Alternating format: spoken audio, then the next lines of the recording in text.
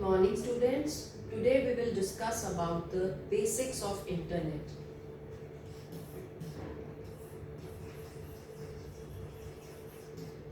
First of all, what do we mean by the word internet? The word internet is made up of two words, inter and net, where inter means interconnection and net means network. So with these two words, we can define internet as an interconnection of networks.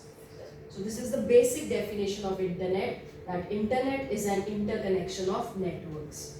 Now what is a network?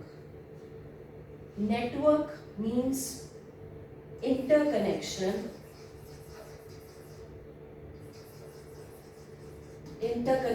of two or more computers.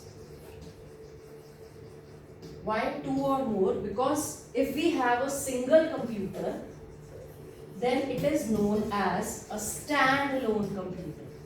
Standalone. So we require minimum two computers to make a network.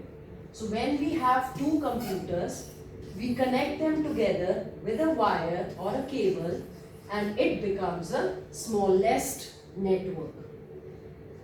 Now back to internet, we can say that internet itself is a huge network comprising of several small networks, several different types of networks. We have different types of networks like LAN, MAN and WAN.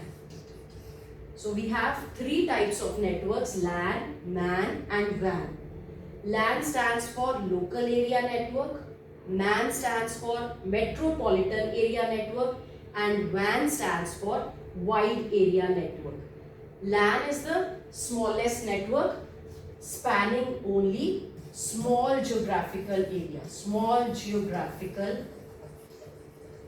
area within a building, school, office, hospital, etc.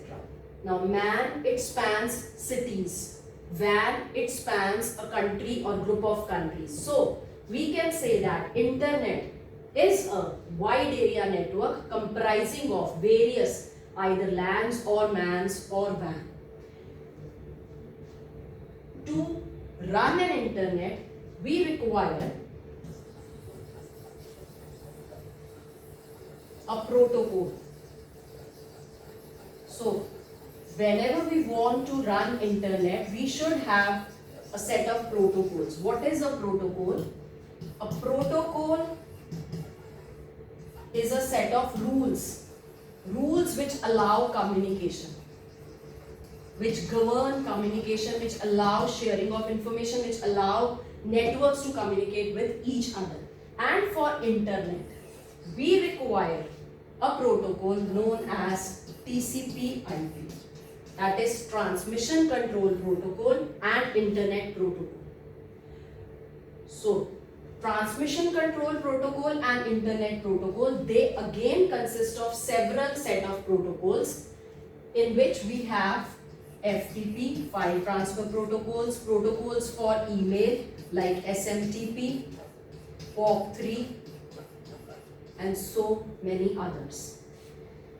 So before discussing TCP and IP, I would like to discuss about the origin of internet. What is the origin of internet? Now, internet came into existence. Its existence started in 1960s.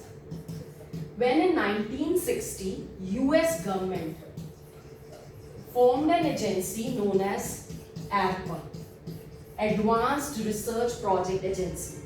And the government gave this agency a task of connecting computers. So they worked on various ways to connect computers and finally in 1969 they got successful and they were able to connect 4 computers together. Those 4 computers were located in different places Like one computer was in University of California, Los Angeles, University of California at Santa Barbara. So 4 computers got connected, and this agency named that network as ARPANET. So world's first network came into existence in 1969 and was called ARPANET, and it comprised of 4 computers connected together located at different places. After that, every year several computers were connected to ARPANET, and in the meantime several other networks, they also got evolved, like BitNet, because it's time network, CSNet, computer science network. Still other networks were also formed, like NSFNet and many more. Now in 1982, what happened?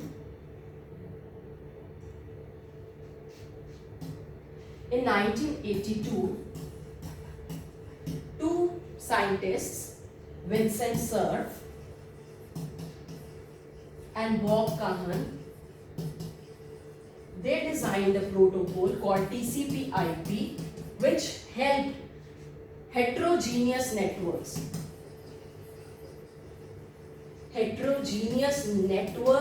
to get connected. So in 1982, they proposed a theory, they proposed a paper, they proposed a protocol called TCP/IP, which helped different networks to got connected. Now this was considered the birth of internet. Why? Because different networks, they were different in terms of operating systems, different in terms of software, hardware, but they were able to get connected, and so this is termed as the origin of, this led to the origin of internet. So now next we will discuss about the services of internet. There are various services of internet, like communication services,